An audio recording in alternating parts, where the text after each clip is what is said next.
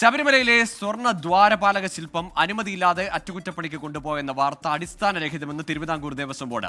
സ്വർണം പൂശിയ ചെമ്പുപാളികളാണ് അറ്റകുറ്റപ്പണിക്കായി കൊണ്ടുപോയത്. വാർത്തയ്ക്ക് പിന്നിൽ ആഗോള അയ്യപ്പ സംഗമത്തിനെതിരായ നീക്കമെന്നും ദേവസ്വം ബോർഡ് പ്രതികരിച്ചു. NG പ്രതീഷ് നൽകുന്നു വിശദാംശങ്ങൾ. പ്രതീഷ്, ദേവസ്വം കമ്മീഷണറാണ് ഇത്തരത്തിൽ അവിടെ ഒരു ഹൈക്കോടതി നിർദ്ദേശം മറികടന്നുകൊണ്ട് അല്ലെങ്കിൽ അതിനെ അവഗണിച്ചുകൊണ്ടുള്ള ഒരു നടപടിക്രമം ഉണ്ടായി എന്ന് പറഞ്ഞത്. അതിനെ ഇപ്പോൾ ദേവസ്വം ബോർഡ് ഏത് തരത്തിലാണ് വിശദീകരിക്കുന്നത്? അതിനെ തള്ളുകയാണോ?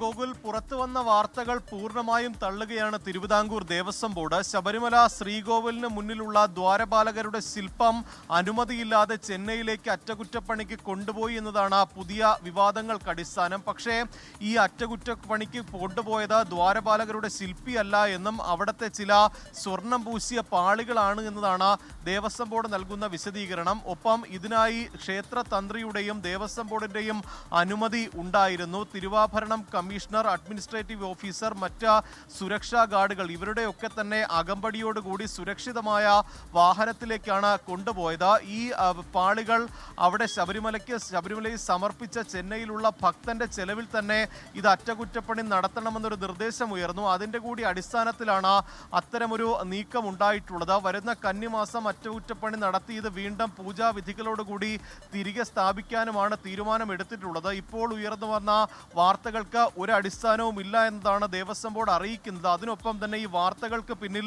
തിരുവിതാംകൂർ ദേവസ്വം ബോർഡ് സംഘടിപ്പിക്കുന്ന ആഗോള അയ്യപ്പ സംഗമത്തിന് അവമതിപ്പുണ്ടാക്കാൻ ചില കേന്ദ്രങ്ങളിൽ നിന്നുള്ള ഗൂഢശ്രമമാണെന്ന് കൂടി ദേവസ്വം ബോർഡ് ആരോപിക്കുന്നുണ്ട്.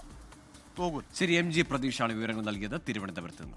ലോകത്തെവിടെയായാലും ഏത് സമയത്തും 24 വാർത്തകളും ഓഗ്മെന്റഡ് റിയാലിറ്റി പാക്കേജുകളും എക്സ്പ്ലെയിനറുകളും വിശദമായി കാണാൻ ഞങ്ങളുടെ YouTube ചാനൽ നിങ്ങൾക്ക് സബ്സ്ക്രൈബ് ചെയ്യാം.